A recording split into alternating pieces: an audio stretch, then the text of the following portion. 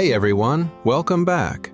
Today we're building a baked pasta casserole with turkey, pumpkin, and a golden cheese crust. Oil goes into the pan first. A piece of butter follows and melts down into the oil as I swirl the pan. The usual double act: oil to keep things from scorching, butter to hand its rich flavor to every vegetable coming this way. First knife work of the day: an onion chopped down fine. Here's something worth appreciating about this humble vegetable. Nearly every great dish on the planet starts exactly this way, with onion hitting warm fat, whether the kitchen is in Italy, Mexico, or Louisiana. The reason is chemistry you can taste. Onion builds a sweet, savory foundation that supports everything stacked on top of it, which is why cooks across every tradition reach for it first.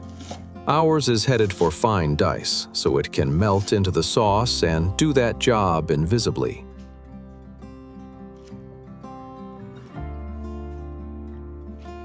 The onion goes into the pan, and I stir it through the butter and oil. There's that opening sizzle, soft, steady, the sound of a casserole officially underway. And within a minute, the smell starts making its usual promises about dinner.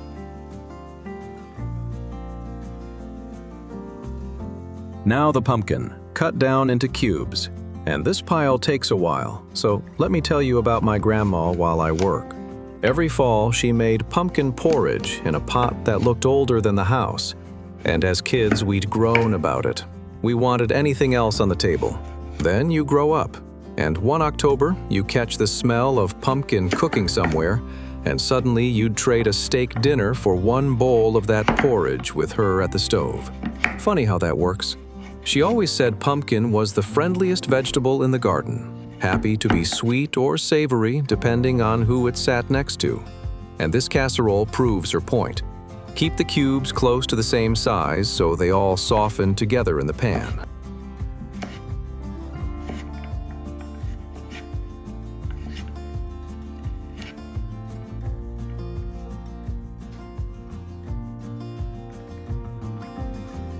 The pumpkin cubes go into the pan with the onion, and I stir everything together.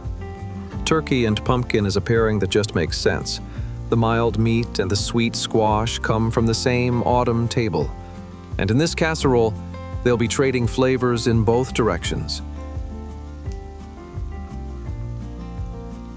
Meanwhile, a pot gets filled up with water and heads for the heat.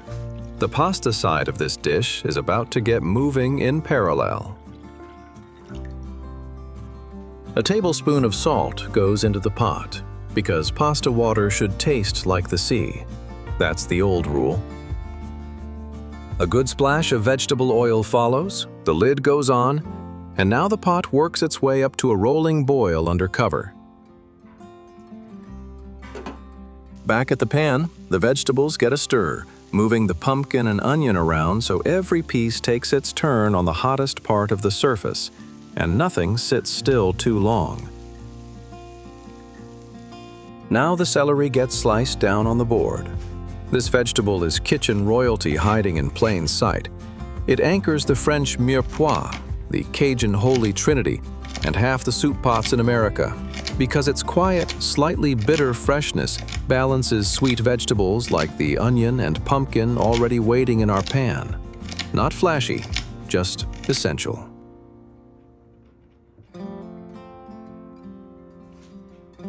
The celery goes into the pan, and I stir it through the vegetables. Even over the sizzle, you can hear its crispness. Celery holds a little snap through cooking, and those firmer pieces will give this soft, saucy casserole some texture to play against.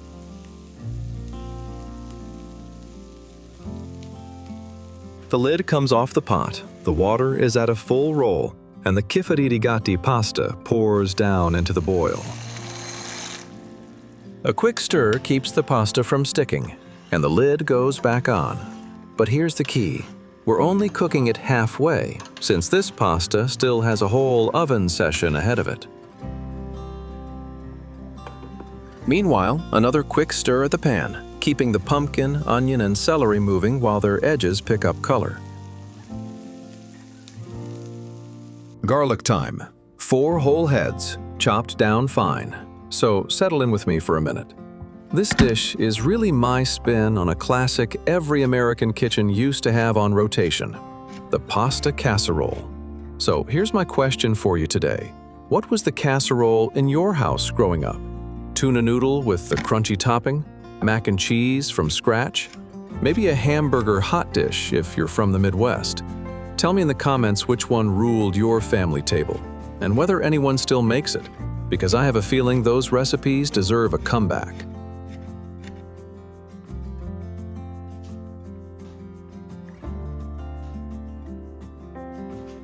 All that garlic goes into the pan, and one stir sends the smell straight up. Garlic never plays hard to get. A few seconds in hot fat, and it announces itself through the whole kitchen, weaving into the onion and pumpkin, and telling everyone in the house that dinner is officially in progress. Now about a pound of ground turkey goes into the pan, and I break it up and stir it through the vegetables. Turkey is the right meat for this bake precisely because it's mild. It soaks up the garlic, the vegetables, and the tomato coming later like a sponge, keeping the dish lighter than beef ever would.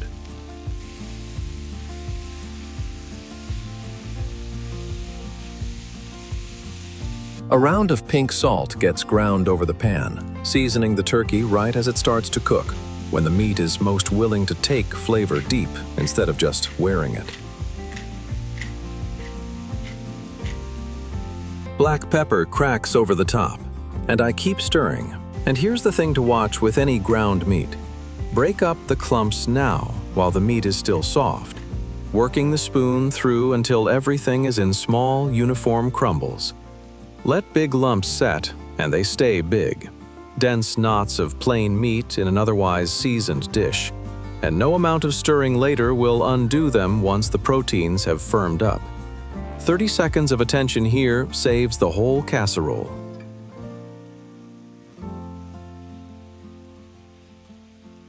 Next, a teaspoon of Tuscan seasoning goes in, that Italian blend of herbs and garlic in one jar. Half a teaspoon of dried cayenne follows, stirred through the pan. And that half measure is deliberate.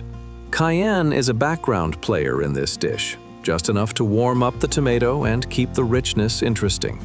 Because with a creamy topping coming later, we want mild heat humming underneath, not fire.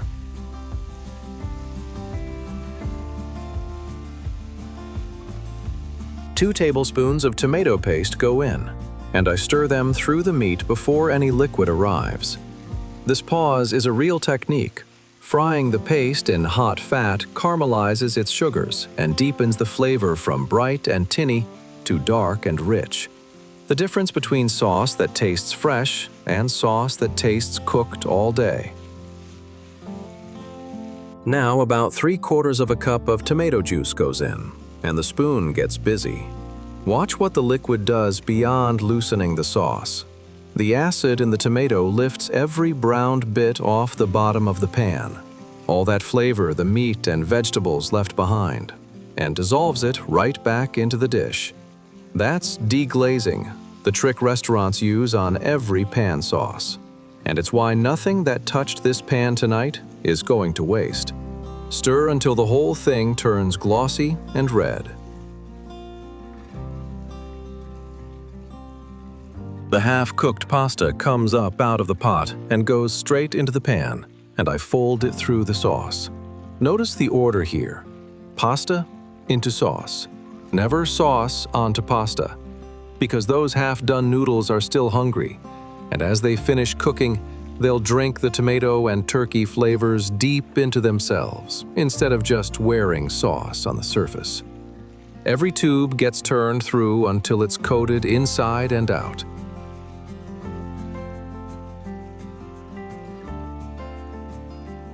Now the cherry tomatoes, cut into quarters.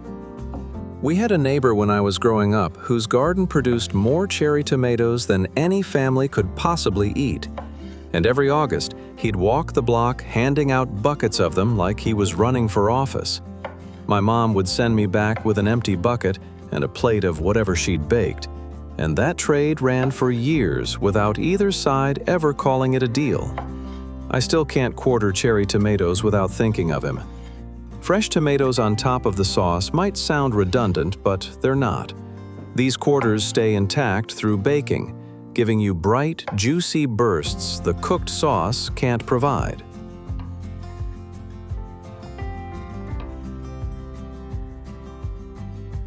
The quartered tomatoes go into the pan.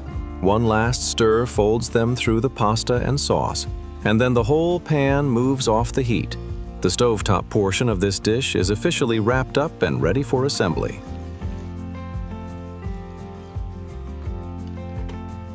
A glass baking dish comes out, and a gloved hand rubs butter across the whole inside surface. Two jobs at once here.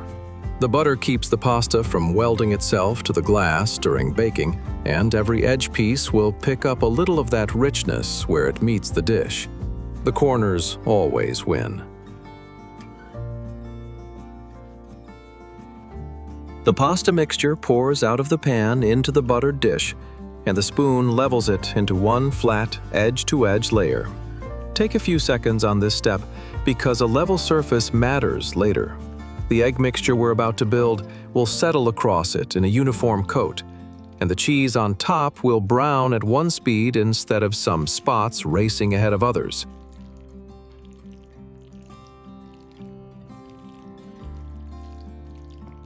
Now for the topping that makes this whole casserole so special. 2 whole eggs get cracked down into a clean glass bowl. A round of pink salt goes over the eggs, seasoning the topping layer right from the very start. Black pepper cracks in, and the whisk gets to work, beating until the yolks and whites become one smooth yellow mixture. This egg layer is the move that separates this dish from ordinary baked pasta.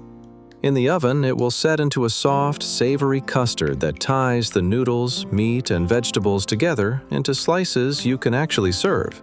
The same trick Greek cooks use on pasticcio. Whisk until no streaks remain, because streaks bake into patches.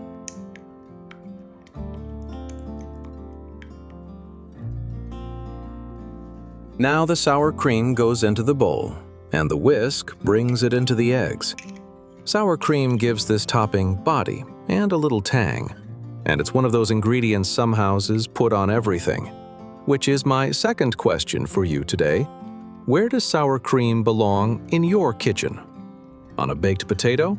Over pierogies? Stirred into soup? On tacos every Tuesday? Tell me your must-have sour cream dish in the comments, because I know some of you keep 2 tubs going at all times.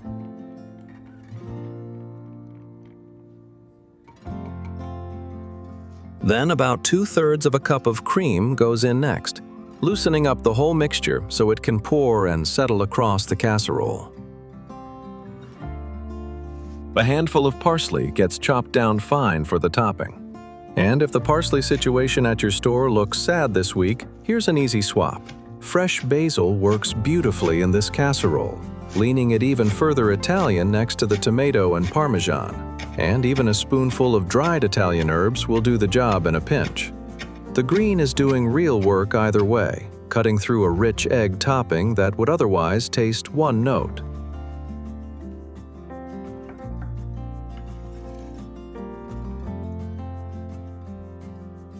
The chopped parsley goes into the bowl, and the whisk turns it through the mixture.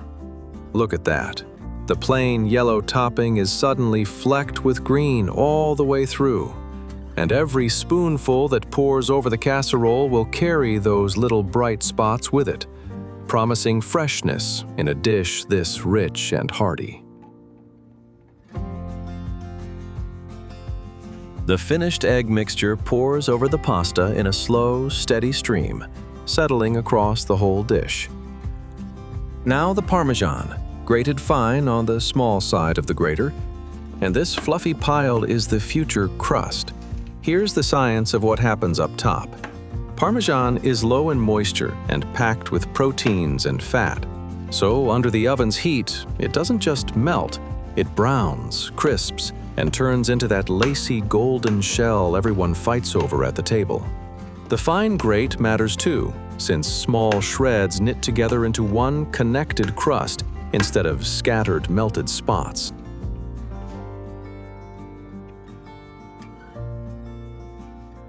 The grated Parmesan snows down over the whole casserole until the egg layer disappears, and into the oven it goes at 360 degrees for 25 to 30 minutes. Now comes the hard part. Waiting in a kitchen that's about to smell like tomato, garlic, and browning cheese all at once. Out of the oven it comes, and just listen to that crust crackle as the knife goes through. I cut the casserole crosswise down the middle, then around the edges, freeing up clean quarters. The Parmesan has turned exactly the deep gold we ordered. The egg layer underneath has set into a soft custard, and the smell coming off this dish should honestly be illegal on an empty stomach.